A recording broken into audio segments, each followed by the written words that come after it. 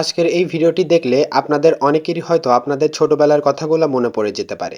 তো চলুন বেশি দেরি না করে ভিডিওটি শুরু করা যাক। হ্যালো গাইস, আসসালামু আলাইকুম। Myself Anik and welcome to my new video. আশা করি আপনারা সবাই ভালো আছেন। আজকে হঠাৎ করেই অনেকদিন পরে নানু বাড়িতে গিয়েছিলাম, আর নানু বাড়িতে গিয়ে ভাবলাম যে নানু বাড়ির চারপাশে একটু হেঁটে আসি। তো নানু বাড়ির পিছন সাইডে যেতেই দেখি নানুদের পুকুরে অনেক ছোট ছোট মানুষ গোসল করছে। ব্যাপারটা দেখে আমার কাছে অনেক ইন্টারেস্টিং মনে হলো। মানে বলতে গেলে আমারও ছোটবেলার কথা মনে পড়ে গেল। আমি যখন ছোট ছিলাম তখন আমিও আমাদের পুকুরে এইভাবে সবার সাথে একসাথে গোসল করেছি। আর আমি এখানে এসে দেখলাম যে একটা কাঁঠাল গাছ পুকুরের মধ্যে ভেঙে পড়ে আছে, আর ওরা এই কাঁঠাল গাছের উপরে উঠে উঠে পানিতে লাফ দিচ্ছিল। মানে গ্রাম্য পরিবেশে এরকম ছোট ছোট বাচ্চাদের গোসল করার দৃশ্য দেখতে যে কারো ভালো লাগবে। আর এদিকে আমার ভিডিও করা দেখে একটা ছোট বাচ্চা আমাকে বলছিল যে আমি একটা জাম্প দেই আর আপনি আমার ভিডিও করেন।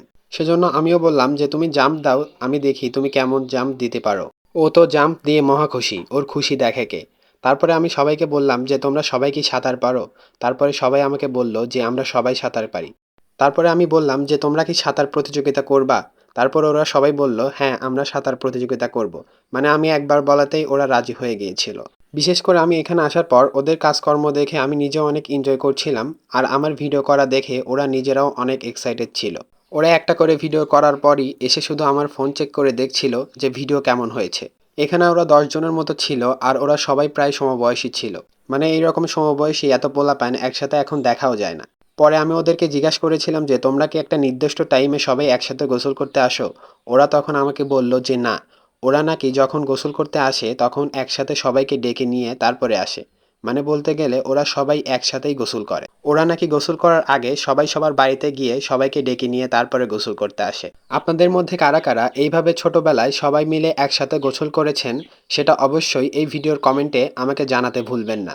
ওরা সবাই আমাকে ডেকে ডেকে বলছিল যে ওরা আর কী কী করতে পারে, সেগুলো আমাকে দেখাচ্ছিল আর আমাকে বলছিল যাতে আমি ওদের ভিডিও করি। যদিও ওদের কাউকেই আমি তেমন চিনি না, আর ওদেরকে এর আগে দেখেছি বলেও আমার মনে পড়ে না।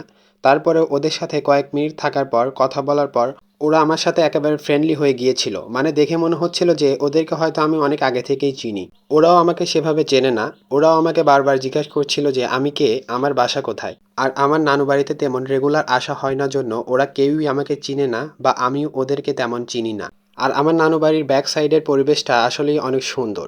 বর্ষার সময় এই জায়গাতে প্রচুর পরিমাণের পানি হয়, আর পানি হলেই আমি যখনই আসি তখনই নৌকায় করে এই জায়গা দিয়ে ঘুরে বেড়াই। পরবর্তীতে যখন পানি হয় তখন যদি আমি এখানে আসি তাহলে অবশ্যই আমি আপনাদেরকে এই জায়গাটি ঘুরে দেখাবো।